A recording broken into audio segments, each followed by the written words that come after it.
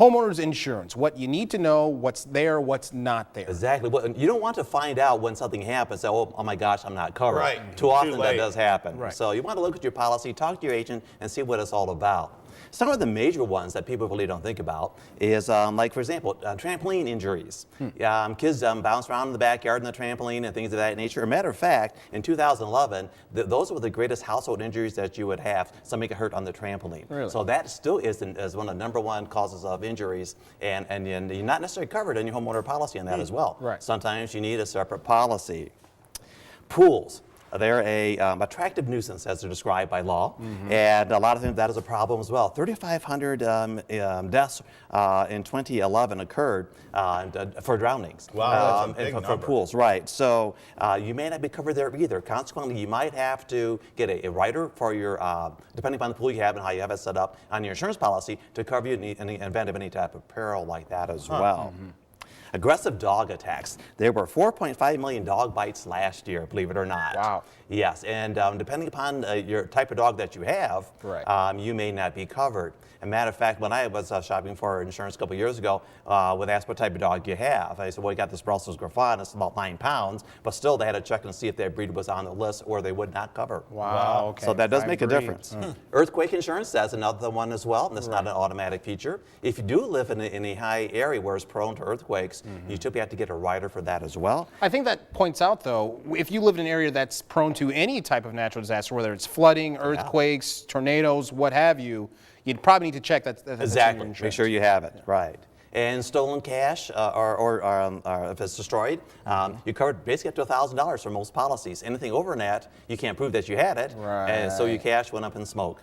So find out where you are. Wow, wow. So know what's in your policy, know what's Exactly. not in your policy, and adjust accordingly. Exactly. All right, we're going to get much more into this in our next hour. Thank you very much, David. Bet. So now back to the topic at hand. When in our last hour we were talking about some of the things that homeowners insurance doesn't cover, so you need to be vigilant to make sure they do.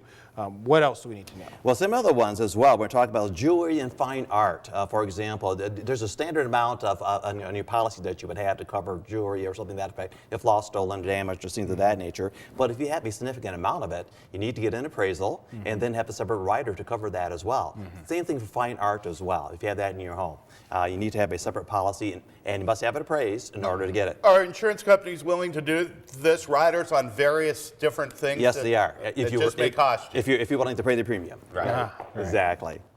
Another one is damage to construction work. Let's say you're a do-it-yourselfer, and which I am not. I call a guy. But if you are and you damage your home, there's a rider you can get for that on your policy that will fix up your messes. All right. So that's not a That's bad good thing to to know have. about. Right. It's not covered standardly, but it's good to have. Another one, mold. That's another big one too. Yeah. You may not be covered. Look at this black mold. That is really a tough situation and is very significant. So sometimes your policy may cover it, it may not. You need to check that out. You may have to buy a rider for that one as well. Particularly if you have like a child with asthma or allergies, things like that. It's very important to very be much able to so, take very care much of it. so. Floods, and if you're in a floodplain, you have to buy additional insurance to begin with. But you may not be in a floodplain, but still have a flood or some type of water damage to your home. Now, it's not an automatic feature. About 15% of the country is in a floodplain.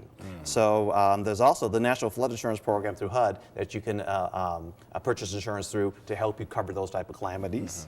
And that's when the sewer backup. Okay, messy situation. Sometimes it's covered, sometimes it's not. It's better to check and see what your policy is going to do. It would help you with the cleanup as well. So there you go. There's some things that you want to think about and find out about. Yeah, don't want to be left with a mess, no pun You do intended not. with that. Absolutely. All right, thank you very much, David Seeger, Monday Money.